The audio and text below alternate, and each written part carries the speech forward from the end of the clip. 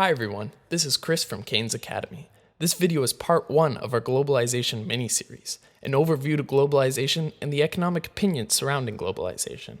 We're going to cover a vast array of topics, ultimately giving you a summary of 3 great books on globalization, each presenting a different viewpoint. The first is Making Globalization Work by Nobel Prize-winning Joseph Stiglitz. The second is The No-Nonsense Guide to Globalization by Wayne Ellwood. And the third is Open World by Philippe Legrain. So let's get started. Profit-motivated multinational corporations have become the driving force of modern economic globalization, colonizing the financial markets of the world. The competitive nature of corporations has generated a flawed and substandard model of globalization. Nevertheless, with several modifications, the notion of a global economic environment has a vast potential to increase the universal opulence of the world. Although the modern concept of globalization is exceedingly centralized around the development and expansion of the international trade of goods and services, the notion is rooted in colonialism. As adequately put by economist Wayne Ellwood, globalization is a new word which describes an old process, the integration of the global economy that began in earnest with the launch of the European colonial era 5 centuries ago. The webbing of the world as a definition incorporates an extensive array of characteristics, from the integration of cultures to the sharing of knowledge. While this is an acceptable interpretation, modern globalization tends to revolve around the idea of economic globalization. According to Joseph E. Stiglitz of Columbia University, this more specific definition encompasses the closer economic integration of markets, accomplished through an increase in the flow of capital, labor, and goods and services. This is the definition that will prove to be the most beneficial for our assessment of both the benefits and disadvantages of modern economic globalization. So, what are the current downfalls of globalization? Corporations have become the building blocks for the recent increase in the integration of global financial markets. This has resulted in a poorly managed model of globalization. It can be argued that the competitive nature of these companies has drastically affected the magnitude of the benefits of economic globalization, and that the primary, and in some cases only, obligations of a particular company is to its shareholders.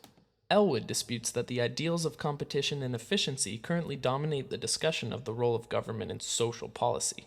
He believes that this assumption that competition promotes the self-interest and in turn a promotion of the public interest has created a tendency towards privatization and monopolization, and as a result, corporations have become more powerful than a great deal of nation-states.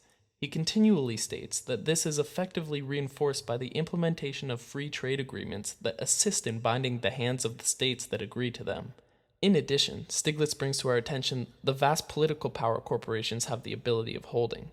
His point resides in the long-term mobility of a company. A large company has the capacity to combat increases in tax regulations through their ability to drastically decrease that country's gross domestic product by means of relocation. However, these downfalls are small in comparison to the potential benefits of economic globalization. Author and economist Philippe Legrain attempts to brighten the outlook of globalization in his book Open World. Legrain is under the belief that globalization is inappropriate blame too often and that the world is filled with misconceptions of the notion itself. He provides an extremely convincing argument from stories of protesters ironically wearing Nike sneakers to a wide variety of counter-arguments. Legrain's arguments are stemmed from competition and the ideal that freer trade makes us richer. He believes that Adam Smith was correct when he had declared that it is not from the benevolence of the butcher, the brewer, or the baker that we accept our dinner, but from their regard to their own self-interest. In other words, the fact that corporations are profit-motivated drives them to provide what us as the consumers want. He also believes that brands are seen improperly, that society views brands as powerful when realistically they are extremely sensitive to our actions as a consumer. This is as a result of the fact that brands are created in order to attract consumers, essentially as a marketing scheme. Therefore, any degradation in our society's perspective of the brand is detrimental to the survival of the company, resulting in an alignment of the interests of the corporation and society, further reinforcing the view of Adam Smith. Furthermore, Legrain creates a convincing counterargument to the recurring statement that a number of corporations are in fact larger than a multitude of nation-states. He validly states that the comparison has been poorly constructed. Authors of globalization such as Ellwood and Naomi Klein have been comparing gross domestic product with company sales. However, in order to accurately compare the data, we must look at the value added. When we do so, we can see that the size of corporations has been blown out of proportion. Although Legrain can be extremely persuasive, we still must recognize that globalization is far from perfect. The current framework for globalization is not ideal. It must be modified. The globalization of corporations and the motivation of profit is not a bad thing.